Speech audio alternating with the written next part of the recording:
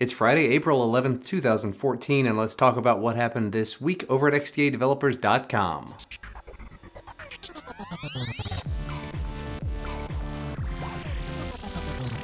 First up, in Monday's video, we talked about the root exploit that's now available for the HTC One M8, and on top of that, the Google Play Edition conversion you can do to the M8 based upon that. But the conversion wasn't quite 100% complete because SOF was not available. Up until now. Thanks go out to Team Firewater for coming up with this exploit. They've put together some instructions. You can head on over to the forum to get all the details on that, on how to get SOF on your device. For some of the variants, like the Verizon one, you actually have to do the weak sauce exploit before you can do the Firewater team exploit. But one way or another, at the end of the day, you do end up with a device that has SOF, and on top of that, XDA forum moderator Graphics NYC has gone ahead and put his Google Play conversion into an RUU file that you can flash to your device after you have SOF, so you effectively do the full conversion and not just flash it over to be like a Google Play device. It will actually come across as if it were a Google Play device. Now keep in mind, if you're interested in doing this and making it a full Google Play Edition device, it will only unfortunately work for GSM-based devices because that's what the Google Play Edition is intended to be. But still, you can find the links to the portal stories I talked about there in the video description if you'd like to read more about them. And for the non-GSM variants of the M8, well, at least the Verizon variant,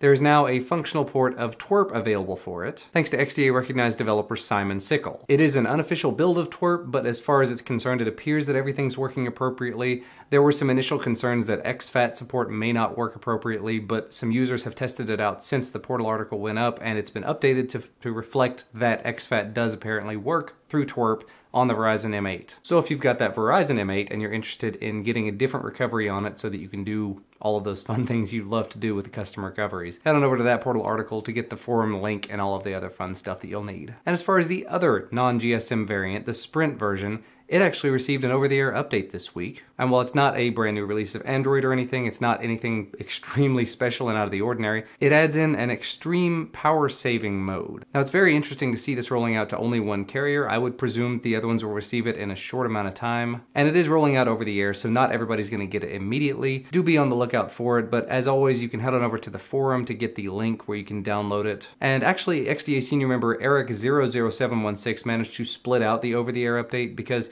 you've got that update that has the power saving features, but then it's also got built-in new baseband, and not everybody wants to update their baseband. So if you just want to get that update with the power saving features, you can go ahead and do that as well. So do make sure to check out that forum post for all the details on it as well. And as an update to a story we talked about on Monday, the Verizon HTC One Max has finally officially received its Android 4.4.2 update as of earlier this week. XDA recognized developer FlyHalf205 has captured and mirrored that over-the-air update, so if you have not received it yet and you're interested in trying it out, again, forum thread, you can check it out there. And speaking of devices receiving their Android 4.4.2 updates, the Nvidia SHIELD finally received its update as of this week. I was actually supposed to receive it early, just press release kind of thing, but unfortunately it did not show up early for me. I just checked now though, and it does say that it is available, so I'm restarting to install it now. Now aside from just adding KitKat, it does add some new features like the ability to use Bluetooth keyboards and mice, the ability to use a Y splitter cable on your micro USB port so that you can have USB on the go capabilities as well as charging at the same time. Very, very cool stuff, and it looks like the cable for that can be found on Amazon for about $5. Now on the downside, because it does come with KitKat, there may be some issues related to micro SD cards, and since the Shield only came with 16 gigabytes built-in storage, you might have problems with storage unless you can continue to use that micro SD. Nvidia has said that the micro SD should continue to work as expected, so we hopefully will not have any problems. Like I said, I'm just now installing the update, so as I know more, I'll let you know more.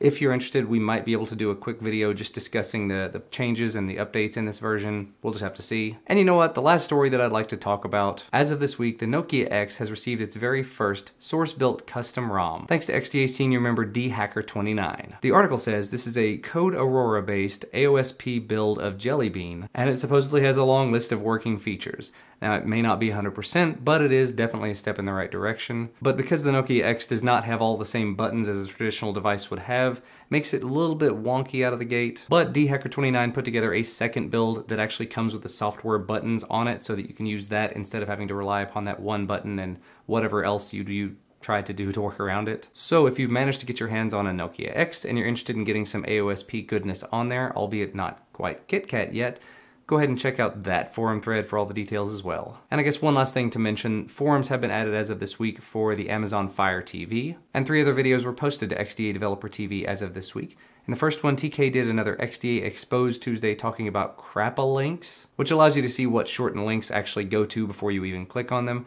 Definitely not what I expected out of a name like that. And then TK showed you what you would need to know about the Amazon Fire TV. And finally, he did another Android app review talking about C-Locker. So for the links to all of those videos and any of the other stories that I talked about, make sure to check out the video description down below. You can also find the links to my YouTube channels down there as well if you'd like to subscribe and check out the stuff that I do over there. But as always, thank you so much for watching. Make sure to hit that like button down below if you like this video and subscribe to receive our content as soon as it becomes available. And I will see you again next time.